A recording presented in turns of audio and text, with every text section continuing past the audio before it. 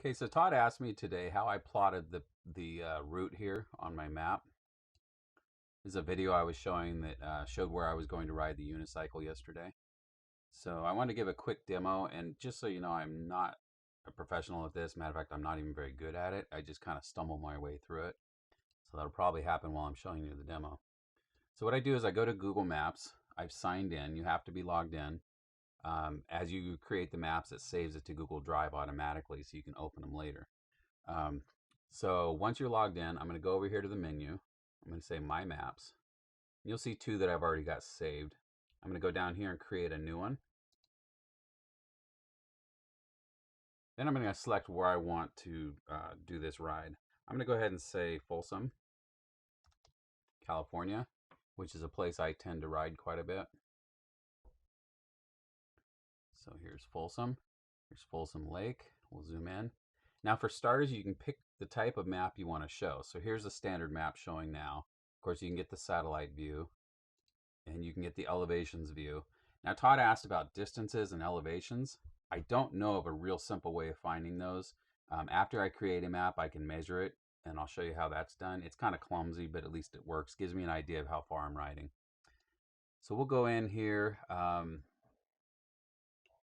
Here's Cummings Park. So here's the ride I did yesterday. I'm going to kind of use the same general area. I'm going to start at Cummings Park. And first thing I'm going to do is draw my path. Now it's going to ask me what do I want to draw it for. I'm going to say biking route.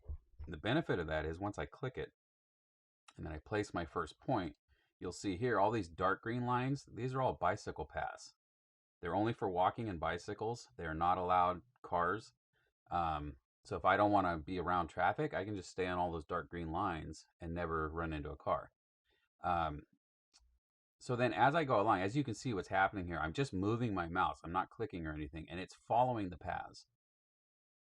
So I'm going to go ahead and plot a quick route here just to show you how it works. So I clicked my starting point, and then I happen to know, actually, I'm going to change the map view here. Okay. This is where I start out. My car parks here usually. Not always, but usually. Actually, so far always. I'm going to select biking route again. I'm going to select, okay, this is where I'm starting. And here we go. We've got the green showing up.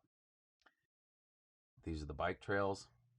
So I'm going ahead and follow the bike trail here.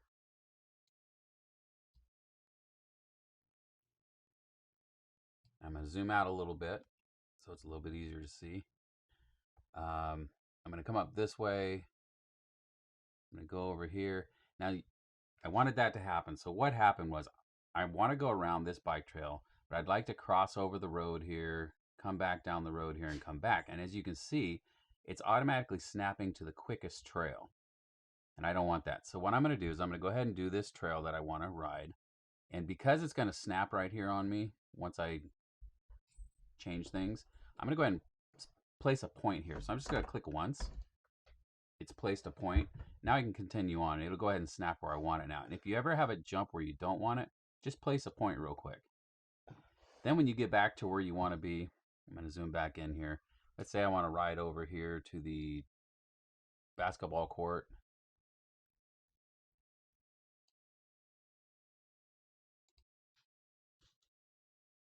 It doesn't want me to do that.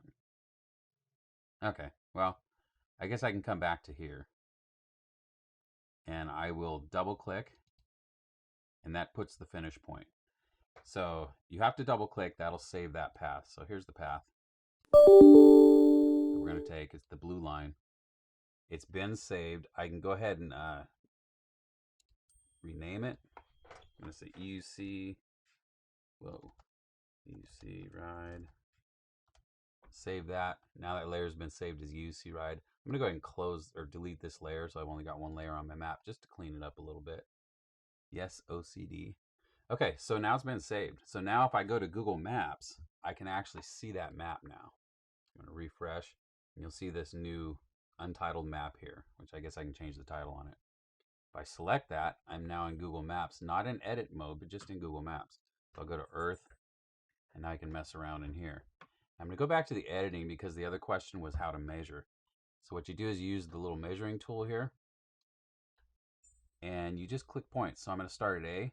I'm going to click, click, click. It doesn't snap. As you can see, it doesn't snap like the drawing mode does. So you kind of got to follow it pretty accurately.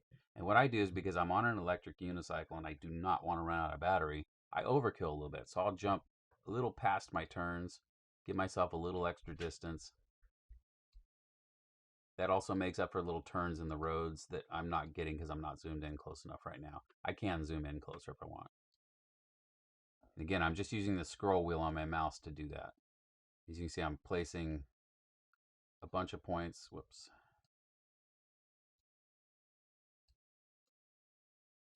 All right. I want to give myself a little extra distance. Ah, darn it. I lost my measure. Okay. Well, like I say, I'm not a pro, so I'm just going to quickly overshoot a little bit, like I say, just so I've got extra.